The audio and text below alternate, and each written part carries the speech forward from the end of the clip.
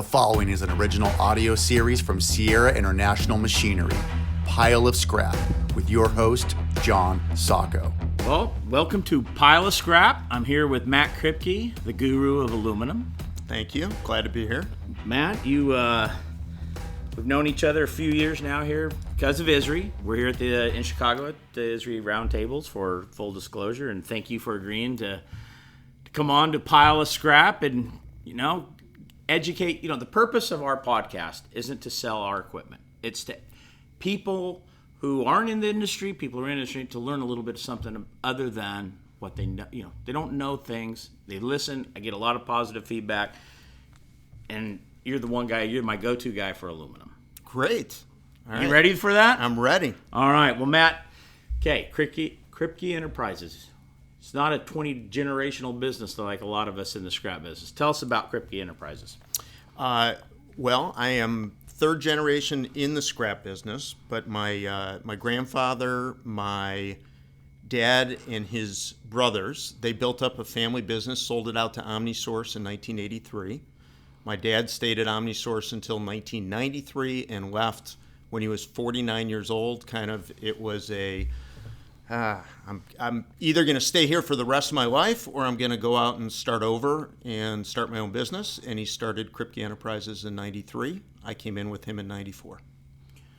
University of Michigan graduate. Yes, proud. Yeah, there's a lot more of you out here than it's funny. Not many SC graduates, but running across more of you Michigan Wolverines than maybe I want to. But what did you take at University of Michigan? I was in the business school, and my dad was in the business school, and currently I have my middle child is in the business school. Congratulations. It costs a lot of money. I know. I have a daughter at USC, so I get it. It's an investment. Yeah, we hope so, right? Right. All right, so Kripke Enterprises, tell us about what you're doing today. Where do you guys, what's your niche? What are you doing? So you referenced Aluminum Guru, which was very, very nice of you. I know a fair amount about aluminum, and our company we are experts within the aluminum industry. We have two divisions in our company. One is the scrap division, and then we also have a usable coil division called Mid-South Aluminum. And the scrap division is what you're most familiar with, and we're pretty much North American brokers, and then we do have a processing facility in Toledo. I call it a processing facility. It's a little bit more than just a warehouse, but it's a. Is that more industrial, or are you taking other scrap processors' aluminum there? We are a scrap dealer's broker, so Okay. we do not handle industrial accounts ourselves. Okay. So what is your radius? Are you buying aluminum all over the country? All over North America, Mexico, Canada, all over the U.S. So you're brokering materials. How many different mills are buying your aluminum that you're brokering? On the scrap side of our business, we sell to roughly 40 to 50 different consumers. And they range from sometimes smaller Deox manufacturers making like notch bar or cone or shot. And then we also sell to secondary smelters, people making 380, 319, sometimes into the 356 market. We sell into billet makers who are making billet that goes into the extrusion market. Okay. We're selling into the sheet mill market, which are people mainly making common alloy, 333, 5052. So who are you selling into that's making a product that the listeners would know? You sell to somebody who's making something that somebody's using. If you're willing to disclose. Well, who we would sell to would be, Kaiser Aluminum, Alaris, a number of billet makers. And what are they making? Give us a product that when you see it, hey, I broker that material in the scrap version. Well, we sell into both Alaris, into Arconic and Novellus. Both of them are responsible for supplying the F-150 aluminum that goes into making the F-150. Okay, so I was going to ask you about it. Let's segue into that because the frame my son has an F-150. Okay, I drove a F-150, the aluminum. Who is making the form and the shapes? Tell us how we get there. How does, from scrap to the Ford F-150, walk us through that so people can understand that, if you're willing to. Okay. So the majority of that metal is captured in a closed loop system. So the majority of that is really not making it to, if any of your listeners are scrap dealers, the majority of that from the F-150 is not making it out into the scrap dealers. But here's the way it's handled, is Novelis and Arconic deliver coils on trucks, and then those trucks get loaded up with scrap that is collected right at the plant, taken back to their plant, dropped into a furnace, and melted, recycled into making new coil, and then it's returned there. Okay, so you said you also handle coils. What that's a different part of your business. Tell us a little bit about that. So in 2017, we acquired a company called Mid-South Aluminum. It is owned, or was owned, by Alan Salee Jr., and we had been doing business with them for over 20 years on a tolling relationship, and a tolling relationship would be, we would take scrap, we would take it somewhere, pay that place a fee for them to convert that scrap into coil for us, and then we would then partner with Mid-South, and they would sell the coil into the building and construction market. So you own that now. Yes. So you're now selling product into the building industry. Correct. How is the building industry, the construction industry in the U.S. right now? How's the demand for your product? It is good, but 2018 was great. 2019 is good. So we've gone from, the famous book is Good to Great. We've gone from great to good. Well, at least we're good. Right. At least it's not awful. I hear that about the aluminum market.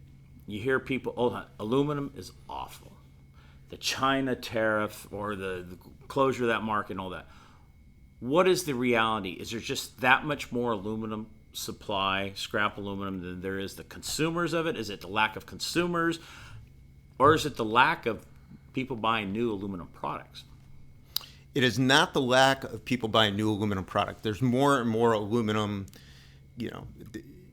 Auto has made this significant shift to focus on lightweighting. And some of it is the CAFE standards, which are kind of under debate right now in your state, especially of California. But because of the lightweighting goals of a lot of the automakers, more and more aluminum is being used in cars, and more aluminum is being used in other products. Maybe we'll talk about some of those other products a little bit later. So that is not it. What is going on is you do have a situation where there is not as much common alloy being made in the United States as there used to be. And common alloy, to go back to it, is 5052, 3003, 3105, referred to as common alloy. So, and the use for common alloy, what? Those are mainly like building and construction product, and would also be used a lot in like RV and trailer, and in those markets. And because there is less of that being produced, and so a lot of those consumers have moved their capacity over to making auto sheet, which are these new alloys for the F-150 and other cars that are moving into auto body. Well, okay, military grade, Matt, what you can't get away from the military grade aluminum. Is that real? Is there a military grade of aluminum? Or is it just a great marketing ploy? I think it's a great marketing ploy, because the reality is, if you're talking about military grade, I guess you're referring to what is used on the outside of a Humvee, and that could be some of the 6000 series that they're using in the F-150. But most of the time, when you think of military alloys, those are generally the 7000 series, and there's really not a lot of that being used in the F-150. All right, so seems to be good news that still a lot of automaking's gone more towards aluminum. Okay, that's a good thing. Plastic seems to be persona non grata anymore. Mm-hmm. Even though at ISRI we awarded Nestle the award for design for recycling last year. And do you see the beverage container industry going far greater into aluminum in the coming years, or how's that going to go? I think that aluminum being infinitely recyclable has an advantage on plastic when it comes to containers. So I think that we're seeing a little bit of these, this aluminum solo cup. Okay. That's going to be probably stamped out of like a 1050 or 1070 alloy. And then we're seeing, for instance, I just had some canned water. So we are having a grand opening. We're moving into a new facility in a month. And when we have people come to it, we don't want to put out aluminum, or we don't want to put out plastic bottles. Right. We're in the aluminum business. So we did some research, and we found a company that makes aluminum in aluminum water bottles, aluminum water cans, I should say. Okay, so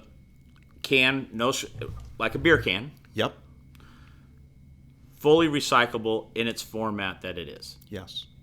Now, what about the beverages, the bottles made out of aluminum but have the plastic top? Are we seeing the engineering now going, wait a minute, we're making a mistake putting plastic tops in because it's the contaminant that's causing the issue in the recycling of it, and that they're going to do a complete aluminum top but no plastic on it? Where's that going? I'm not all that familiar with that. I would say that, there's a couple issues. Some of these microbrews, they have their own small canning lines, and they put it in a generic can, and then instead of doing the deco like you would see in a Coke can or a regular beer can, they might have it wrapped in plastic on the outside, and that makes it a little bit more difficult to recycle, but you can still recycle it. It's still recyclable, but it's a downgrade of the aluminum. It's a downgrade, and as long as it's not, for instance, if that was baled into a 40,000 pound load of UBCs and you only have 500 pounds out of the 40,000 pounds that have some sort of plastic contamination, you're just going to get a lower recovery in the furnace. Hopefully, there's not enough plastic that would cause any issues with. Where's that percentage? Where is in the furnace? They want how much recovery? They don't. What is it? 99, 98? Where is the sweet spot to where the contaminants like the plastic have become problematic? I'm not all that familiar with UBC rates, but I can talk to you a little bit about painted siding. So when you put painted siding, when you collect painted siding and you put it through a shredding process and then you put it into the furnace, you're expecting to get in the neighborhood of around an 85 to maybe a 90% recovery if it's really clean. And so obviously, if you have siding with a lot of iron in it or a lot of contaminants and you go and it's really dirty and you put it through the shredding process, you're going to lose more. So so it's the same concept. Okay, it's where it's dying before it hits the furnace. Right. And the recovery rates. And if, in the case of plastic, if you get plastic in your furnace, it causes it to run hotter because it's a fuel, it's oil. So it causes it to run a little hotter, and so therefore your melt recovery will be a little bit lower. Canada, United States, Mexico. NAFTA and what we've seen, Mexico is a pretty big manufacturing country. U.S., not, I don't really know much about Canada, but are you seeing a shift in aluminum manufacturing to Mexico, to America? Where in the North America are you seeing a shift, if any, in aluminum melt making, if you will? Boy, there's still huge amounts of aluminum being made in Mexico. Canada is still significant. North America, there really hasn't been anything new that has come online other than in the billet making world. Why? I think you can invest and build a billet maker for a reasonable investment. I think Metalco, who is owned by Triple M, they built Lordstown a few years ago, and they're currently building a plant in Wisconsin as we speak, should be open in the tail end of next year.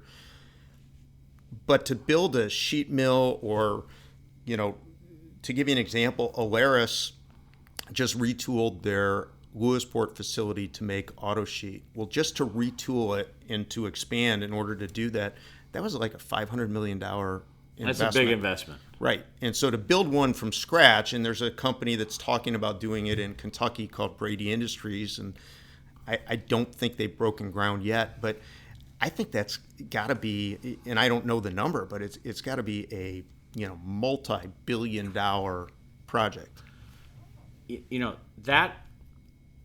think people ask me all the time about recycling. They think they're doing their part. Oh, the blue bin, and I tell them about the MRFs, and you get the separation. What kind of? But what they don't really understand is, well, why is the price so bad? I go, well, some recycling has actually increased the volume into the marketplaces, and also we don't have any really new consumers for plastic products, aluminum products, just as you said.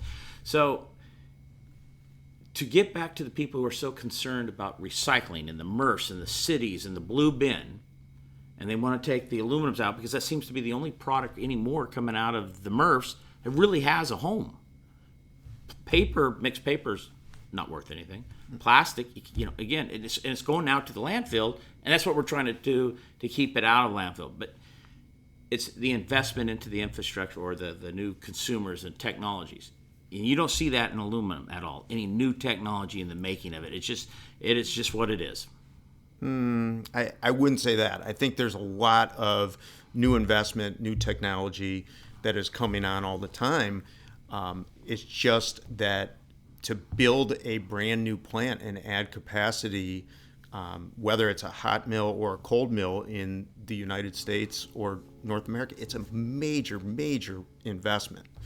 And I think that is what has, that's what's prohibited that from happening. Well, we see a lot of new steel mills that have been planned that are coming online in a couple of years. Mm-hmm. There's a lot of money it costs to make new steel. These steel mills, they're not cheap to make. I don't know. You're asking questions that are way above my pay grade. Well, but it's interesting. I guess it gets more philosophical for me because you see all these steel mills that are being planned. Okay, big money, big investments.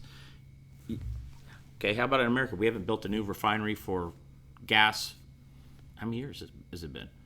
So it seems like there's something that's preventing people from investing into the United States and this country or North America to do this, and it just isn't money. Or is it just the cost of doing it? Philosophically speaking. I don't know if it's just the cost. I don't know the answer to that. I know that we have some disadvantages. There's a company that there's companies that make the same alloys of aluminum over in United Arab Emirates or some of the European countries, and they have located their cold mill where they're rolling the material to make coil. They're taking slab, rolling it out to make coil. It's located right next to an aluminum prime producer, so they have no freight to get the prime that they need to make that, and it's located right next to a significant energy supply where they can, maybe there's hydro energy right there. And therefore, it's low-cost aluminum being produced that they have no freight to get it there, and it allows them to be more competitive. They can still get it here, even with the 10% tariff, they can get it here very competitively to what the domestic mills are charging for that same material. So they got a better setup altogether for the infrastructure from making it, receiving it, and shipping it, and we're having to travel too far distances to do that, to be competitive worldwide. That could be part of it. It could be part of it. Yes. Okay, so what? Okay, you got India. It's an interesting economy. You got Vietnam's an interesting economy. South America, Brazil, and all this. What countries are you seeing in the world today that are really using more aluminum? We don't export. We really, I shouldn't say we don't export. We don't do a lot of export. Probably 95 to maybe 98% of our volume is North America that we sell to. So I'm not I'm not very well versed in the rest of the world. I can tell you that, supposedly there's a lot of growth coming in India, Indonesia. There's still a lot of growth coming in the Far East, but, I can't really speak to that. That's not really what we do. The industry that uses the most aluminum in the United States is? It's probably still, the can sheet business is still got to be gigantic, but auto is huge. I remember when I first came to my first ISRI roundtable, and there was a speaker up there who was talking about we're currently using, and it was just under 200 pounds of aluminum per auto. And he was showing this chart, and he said within the next 20 years we'll be over 400 pounds. And you started running the numbers in your head.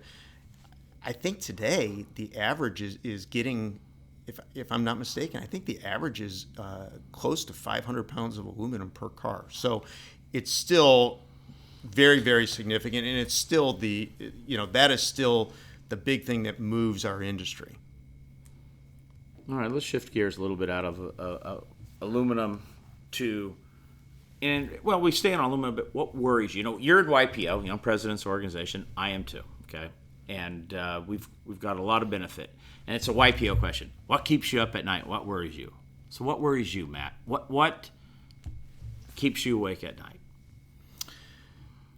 Well, I'm always, we've been through enough bankruptcies and bad periods where you really have to watch credit, that we've become hypersensitive to that. And that's something that we pay very close attention to. We're firm believers in credit insurance. We've had credit insurance since we started, and that helps. That's something that, sometimes keeps me up at night. The big thing is what I started to allude to earlier, is that there has been so much more scrap being produced in this country, but there's not necessarily more coil being produced in this country because the imports are coming here. So when the imports come and it gets made into something, that's how scrap gets produced. Well, the Right. scrap is staying here, and there's not as much demand here. So what I'm concerned about are the spreads, and I know we're at an ISRI event and we're not going to talk about spreads, but are spreads theoretically going to get so wide that people are going to stop collecting scrap? I know it's the environmentally responsible thing to do, but are we getting to the point where, kind of like with plastic at times and paper at times, where it's just not economically viable to collect it anymore? Okay, let's say we get there. Where does that and how does that change? Because nobody, look, I'm in California.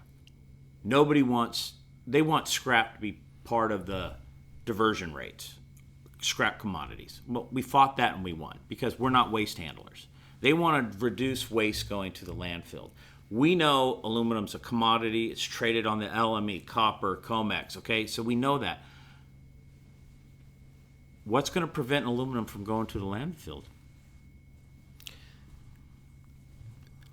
I think that what's going to keep it from going to the landfill is just the push that, it's economically, it's environmentally responsible, and it's the right thing to do. And we've done a good job educating the public on it.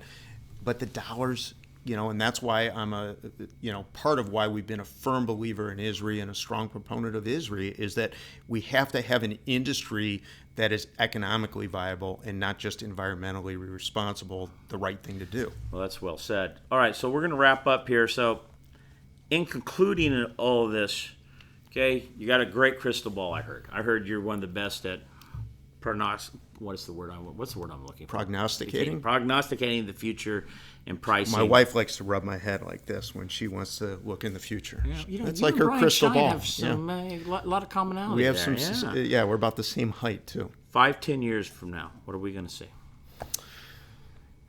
5-10 years from now, in the world. 5-10 years from now, USA.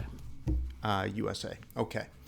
5-10 years from now, I think the aluminum industry will continue to grow. I think that we will be using more and more aluminum in autos. I think that, aluminum seems to be winning out not just in lightweighting, but also in electric vehicles. The electric vehicle, if you can picture, showing you with my hand, but if you're listening to a podcast, that's not doing any help. But if you can picture the casing that a battery would go in an electric vehicle, it's made out of aluminum. So Tesla, big user of aluminum. Right. So I see that continuing to grow. As far as what we care about with scrap and what's going to happen with the supply-demand fundamentals, I think it's going to take 5 to 10 years to work out the supply-demand imbalance that we have with auto scrap, which we didn't really get to in this, but that is the big overhang in the industry right now, is that we've created this new class of scrap that 6 years ago, our company did 0 pounds of those alloys, and today we do over 20 million pounds a year of just those alloys. And in 5 years, you'll be doing 40 million. We'll be doing 40 million pounds, except, the law of supply and demand. We need more demand for it. We need more consumption and more demand for it. Matt, listen, talking to you, it's clearly evident you know what's going on, and it'd be fun in a few years to get back together and see what we predicted today, or what you predicted, where we going, and what challenges that we've conquered and what barriers have come up. I thank you for your time. Thank you for being part of this, and I appreciate your commentary. All right. Do I get to say the tagline at the end? Sure. This has been Pile of Scrap. Excellent. Outstanding.